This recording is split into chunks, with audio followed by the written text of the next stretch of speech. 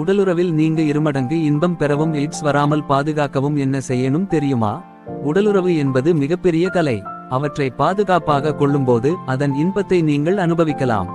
HIV அல்லது AIDS உடலுறவு மூலம் பரவுவது குறித்து விழிப்புணர்வை ஏற்படுத்தும் வகையில் ஆண்டுதோறும் டிசம்பர் 1ஆம் தேதி உலக எய்ட்ஸ் தினம் கடைபிடிக்கப்படுகிறது. HIV-க்கு எதிரான போராட்டத்தில் உலகெங்கிலும் உள்ள மக்கள் ஒன்றிணைவதற்கும் HIV-யுடன் வாழும் மக்களுக்கு ஆதரவை காட்டுவதற்கும் எய்ட்ஸ் தொடர்பான நோயால் இறந்தவர்களை நினைவுகூருவதற்கும் இது ஒரு வாய்ப்பாகும். பாதுகாப்பான உடலுறவை எவ்வாறு கடைபிடிப்பது என்பது குறித்த விழிப்புணர்வை பரப்புவதற்கும் இந்த நாள் அர்ப்பணிக்கப்பட வேண்டும். ஏனெனில் பாதுகாப்பற்ற உடலுறவு மற்றும் பாலியல் தொற்றுநோய்களால் பெரும்பாலும் எய்ட்ஸ் பரவுகிறது. ஒவ்வொரு மக்களும் ஆரோக்கியமான உடலுறவை கொள்ள வேண்டும். மகிழ்ச்சியான, ஆரோக்கியமான மற்றும் பாதுகாப்பான பாலியல் வாழ்க்கைக்கு என்னென்ன வழிகளை நீங்கள் பின்பற்ற வேண்டும் என்று இக்கட்டுரையில் தெரிந்து கொள்ளுங்கள். 1. பாதுகாப்பான உடலுறவு. செக்ஸ் ஒரு முதன்மையான உள்ளுணர்வு என்பதில் சந்தேகமில்லை. இனப்பெருக்கம் செய்வதற்கான ஒரு வழியை தவிர இது ஒரு நபரின் உடல், மன மற்றும் உணர்ச்சி ஆரோக்கியத்திலும் எண்ணற்ற விளைவுகளை ஏற்படுத்துகிறது. சாத்தியமான பாலியல் பரவும் தொற்று அல்லது தேவையற்ற கர்ப்பத்தை பற்றி கவலைப்படாமல் ஆரோக்கியமான மற்றும் பாதுகாப்பான உடலுறவு கொள்வது ஏராளமான நன்மைகளை கொண்டுள்ளது. 2. உடலுறவு தரும் நன்மைகள். நல்ல உடலுறவு உங்களுக்கு நன்றாக தூங்கவும், மன அழுத்தத்தை குறைக்கவும், லிபிடோவை மேம்படுத்தவும் மற்றும் வலியை குறைக்கவும் உதவும். வழக்கமான நல்ல உடலுறவு மூலம் ஒருவர் சிறந்த நோய் எதிர்ப்பு சக்தியை பெற முடியும்.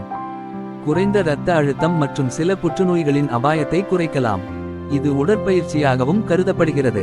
சராசரியாக அரை மணி நேரத்தில் 70 முதல் 100 வரை கலோரிகள் எரிக்கப்படுகின்றன.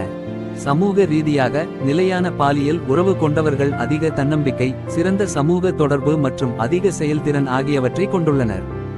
3. உடலுறவின் போது பாதுகாப்பாக இருங்கள். சாதாரண உடலுறவில் ஈடுபடுபவர்களுக்கு பாதுகாப்பான உடலுறவை எப்படி பயிற்சி செய்வது என்பது குறித்து விழிப்புடன் இருப்பதும் அவசியம்.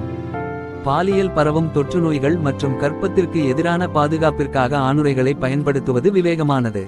ஆணுறைகள் மற்றும் பிறப்பு கட்டுப்பாட்டு மாத்திரைகள் அல்லது கருப்பையக சாதனங்கள் போன்ற வழக்கமான கருத்தடைகளுடன் இரட்டை பாதுகாப்பு கர்ப்பம் தரிப்பதற்கான அபாயத்தை மேலும் குறைக்கிறது.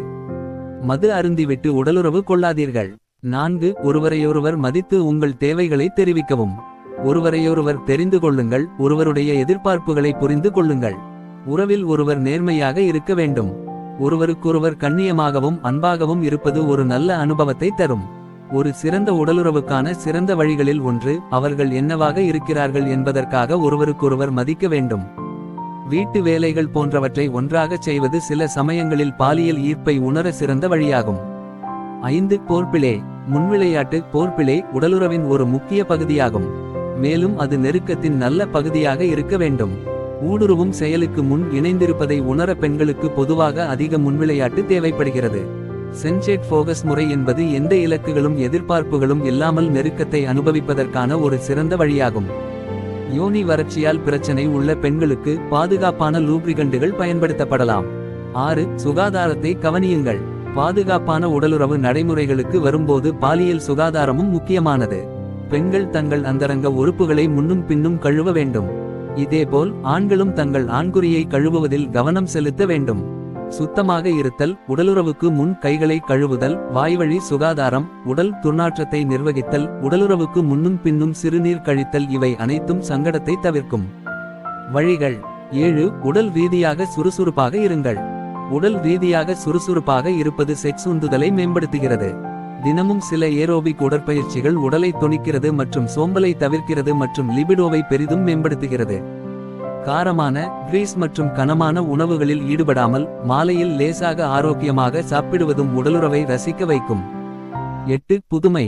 பல தம்பதிகள் உடலுறவை சலிப்பானதாக காணலாம். அதன் பிறகு அது உற்சாகத்தை இழக்கிறது. கேம்களை விளையாடுவதன் மூலம், புதிய நிலைகளை முயற்சிப்பதன் மூலம், வெவ்வேறு வழிகளில் உணர்வுபூர்வமாக இணைவதன் மூலம், ஒரு குறிப்பிட்ட வகையான இசையை வாசிப்பதன் மூலம் அல்லது சுற்றுப்புறம் அல்லது இடத்தை மாற்றுவதன் மூலம் உடலுறவை சுவாரஸ்யமாக்க முயற்சிக்கவும். 9. உதவி தேடுங்கள். செக்ஸ் ஒரு முக்கியமான தலைப்பு, சந்தேகமில்லை. ஆனால் அது நிச்சயமாக தடை இல்லை. உடலுறவைச் சுற்றியுள்ள சிரமம், வலி, ஆர்வமின்மை, யோனி வறட்சி, விரைப்புத்தன்மை பிரச்சனைகள் மற்றும் கருத்தடை, பாலுறவு மூலம் பரவும் நோய் தொற்றுகள் மற்றும் தேவையற்ற கர்ப்பம் போன்ற பிரச்சனைகள் இருந்தால் நிபுணர்களை அணுகி ஆலோசனை பெறலாம்.